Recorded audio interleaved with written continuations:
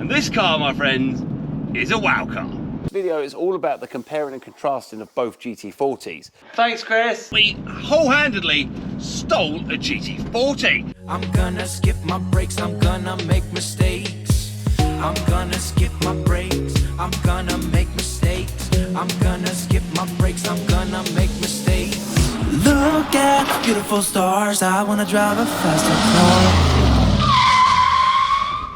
So we have successfully loaded up the GT40. We've stolen it from the workshop, and yeah, we're taking it back to Christopher's and Josh's place, and we're going to do an analysis of the rear suspension. That's why there's no clam on this bad boy.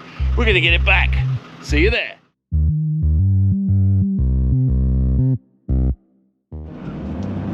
Welcome to this episode of Make or Break, and you may have seen in the last episode that we wholehandedly stole a GT40. And the reason we stole the GT40 from our friend Chris is that we are going to take some measurements and we're going to see what we can do to basically build our rear suspension and our front suspension. So, you know, we are working our arse off here trying to do something special, and it's on the back of the truck. We're going back to Christopher's place now at the farm, and we're going to unload it. And then throughout this episode, I'm going to do an analysis with Josh, just working out what's different, what could be better on ours, and what we want to do with ours, because the most important thing is we want our car to be a wow car. And this car, my friends, is a wow car.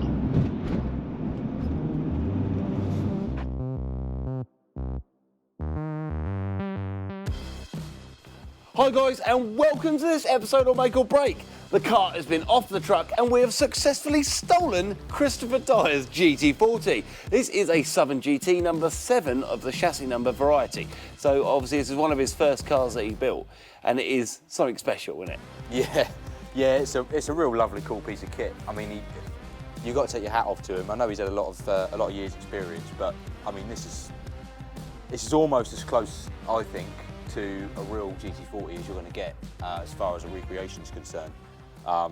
Some of the attention to detail with the alley panelling and other bits and bobs, and the fact that it's got a proper Quave gearbox in it, it's a miraculous piece of kit. And I've actually been round Goodwood in this car, so wow. I can vouch for its pedigree, and it's not a slow car. It's not a slow car, and that was before it had an engine rework. Wow. It's a real fun piece of kit. Really great. You know, one of the first things you notice straight away is the finesse. Okay, compared to our one, that Ivan did an amazing job, as he wasn't an engineer, Ivan. Well, he was an engineer, but he was building this in a shed with a very small welder. And, you know, basically what he did was amazing back in the 80s. This has been built in a workshop with people that do this every day, right? So, you know, they've ironed out the creases of what they're doing, and they've come up with this beautiful piece of workmanship. A couple of things we've noticed. So guys, this video is all about the comparing and contrasting of both GT40s. A couple of things. The coolant tank is on the driver's side, the right hand side in this case. So a couple of things I've noticed straight away is the four-link system. To me, it's all different. So this one's got these uprights, which to me, if I was rolling a car, I'd want that upright to be there, right? Yeah, because it's straight. Our ones are slightly twisted, which kind of scares me slightly.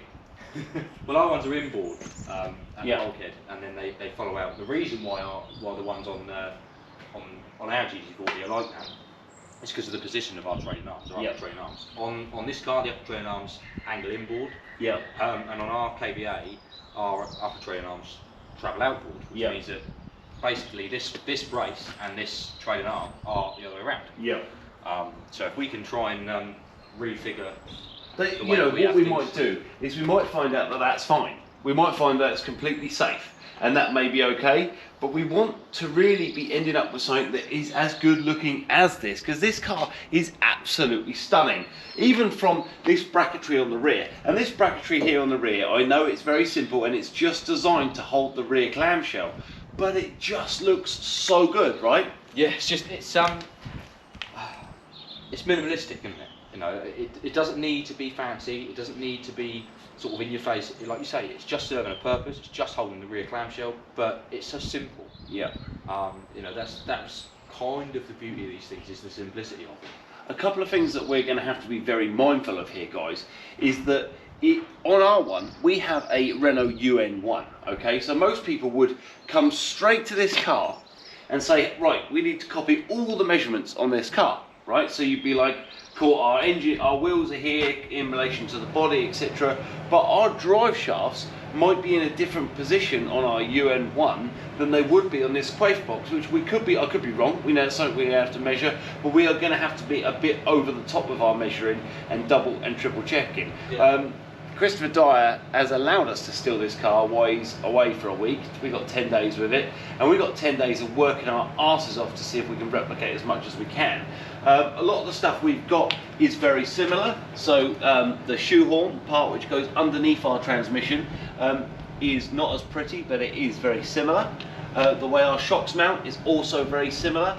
The way the top mounts isn't the same, but we can change that, we can work with that. Realistically, it's about making something here that looks as pretty and works its functionality as well, right? Yeah, well, it's the best of both worlds, isn't it? You know, we've got one of these cars here so that we can see how Southern GT did things, so that we can kind of find the best of both worlds with getting it slightly differently designed, but also changing what we need to and leaving things that we don't necessarily need to change. Yeah.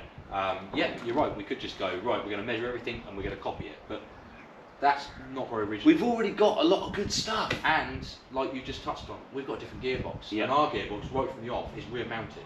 Yeah.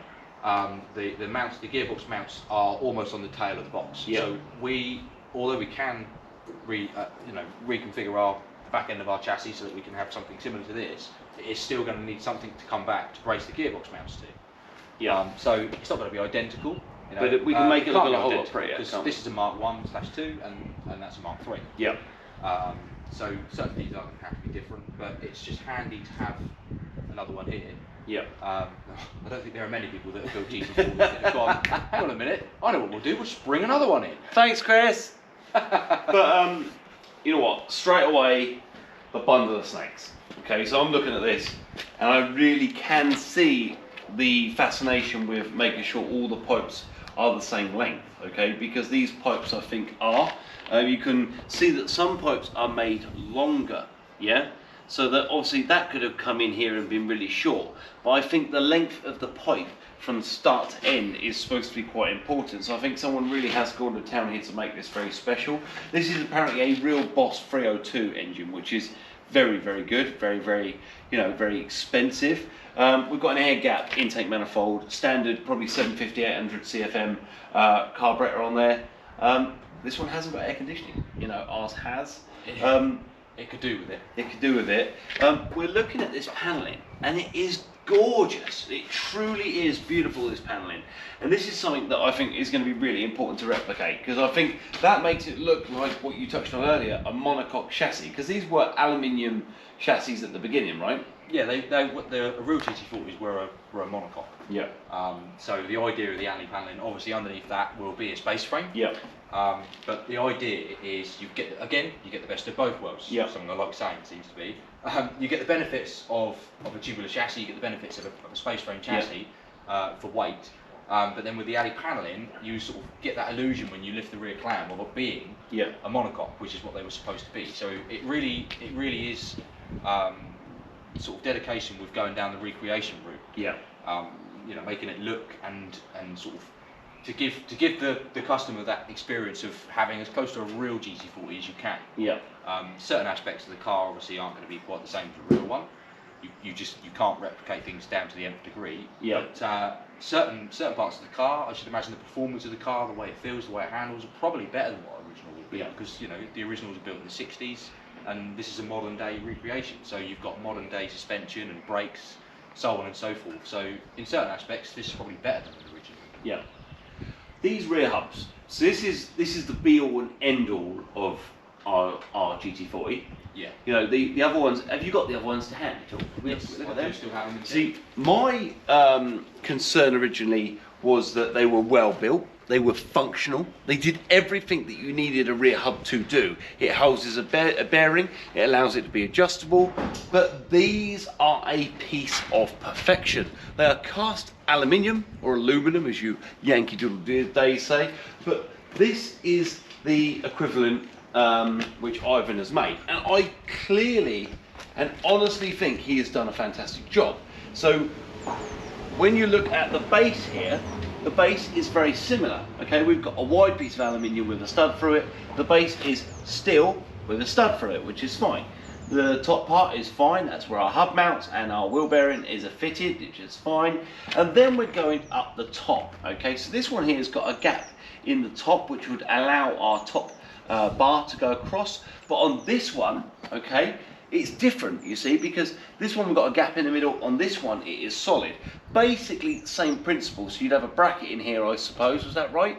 Yeah, there was a suspension bush. Right.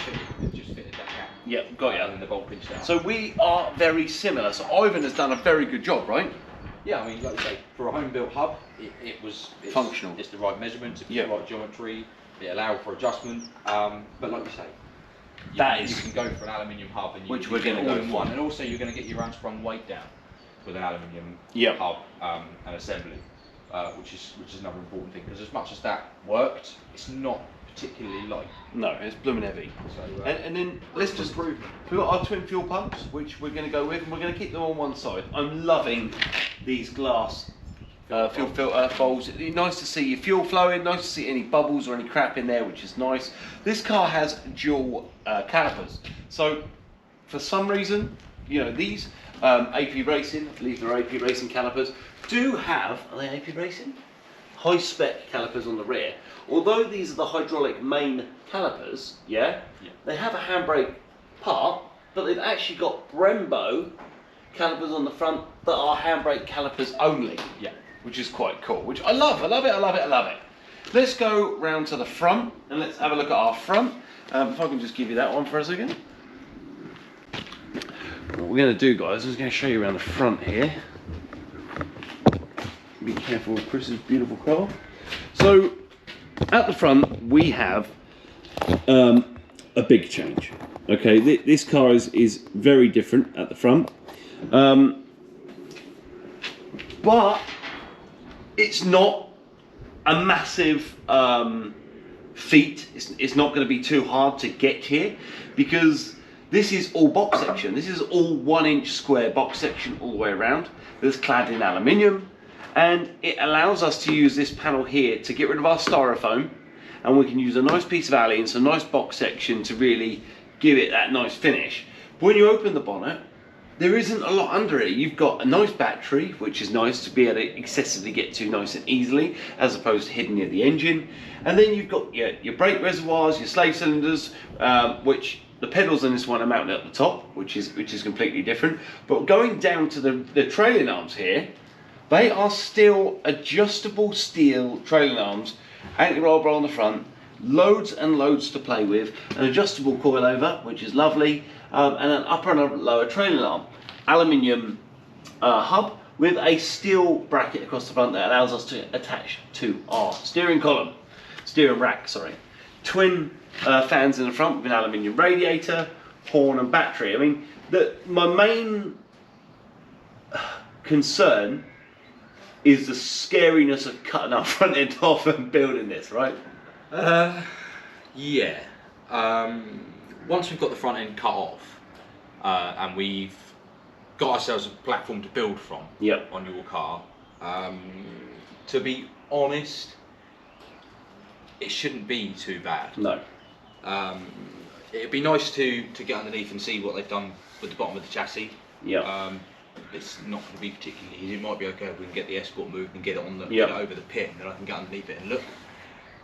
But we've got the basic fundamentals there, haven't we? Bulkhead side of your front cross member, which is Cortino, I believe. Yep. There is quite a strong point to mount from, Yep. which is your bulkhead, your sort of bulkhead bracing Yep. on your car.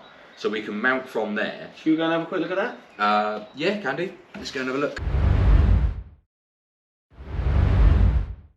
So, as you can see, Josh has been working very hard on our engine, and we'll come to that on the next episode.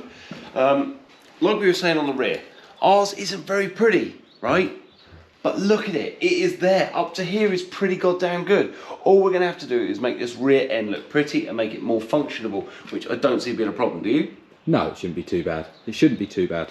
It's one of those things. We're just going to have to bite the bullet and start cutting bits and measuring things and so on and so forth. So basically, what Josh was just saying, Just how's that angle looking? That's good. It's not too bad. It was fine. It's an outtake. So what Josh is saying is this chassis rail here that comes forward is nice. It is all built out of very strong steel.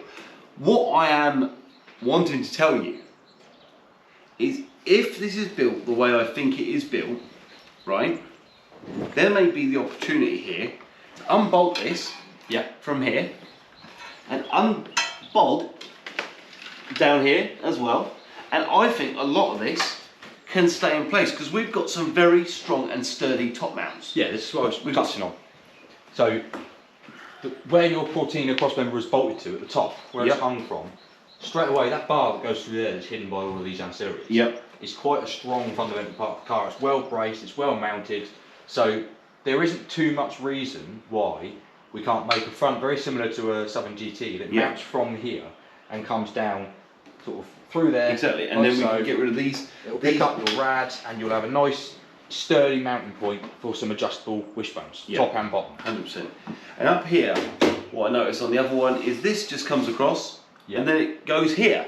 The aluminium, I want to try and get rid of this foam, and I know it's done a job, brilliant, but I want to bring this aluminium into here, so that we can still mount through this lovely bar that Ivan has built around the front, which is brilliant, but I want to have the aluminium to come in here so that we... It'd be nice to try and roll it and then have it so that it rivets to the fiberglass. Exactly, and it wouldn't be too hard because it's going to be hidden by the dash anyway. So realistically, we can work on that. Steering column has been ordered that, which is good. I was going to ask you about the steering column, but I shan't bother now. What's up? Talk to me. The only thing I was going to think about with the steering column was perhaps trying to reuse the column that we've got, but get rid of the bulky bit at the bottom. Okay. Because then we'd still have indicators on the stalk. Whereas with a race column, you're going to have indicators on a toggle switch on. You say that, but when I built the NASCharger, you can buy a hot rod stalk which just screws round with an indicator on it just for the IVA. Okay. To get it through, which won't be a problem. Just because we're going down the GT road car-ish route, it would be quite nice to have a few little creature comforts like an indicator. I understand that. I understand. And it would be something that I've done plenty of times with race cars and things. You can get a standard column, you can cut most of the bulk off, and then you can make a small mount that comes off the bare bones of the column to mount up to the bulk head. No, fair enough. That. But if you've ordered one, even better. No worries. So guys, the car is coming together. I think that's going to be enough for this episode. You've really seen the main differences between the Southern GT, which is built very, very well in a production workshop, compared to something that's home built, which is also very good. We love what Ivan's done, and we love what Southern GT have done. Southern GT have now combined with AK Sports Cars, which are a very reputable and good company, so they are, go and check them out online. The link will be in the description below. But on the next episode, guys, I'm going to jump in and see if my head touches the roof, and we're going to go over the amazing work this beautiful, majestic chap has been doing on the engine, ready for the paint and ready for getting parts to be sent off to the powder coaters. Thanks for watching another episode of Make or Break. We'll see you next time. See you later. Quick reminder, hit that subscribe button, the like button and then the bell button, so you get alerts when we release new episodes, and follow us on social media too for extra stuff and more alerts about videos we're releasing, which at the moment is every Sunday and the odd Wednesday too. Bye for now.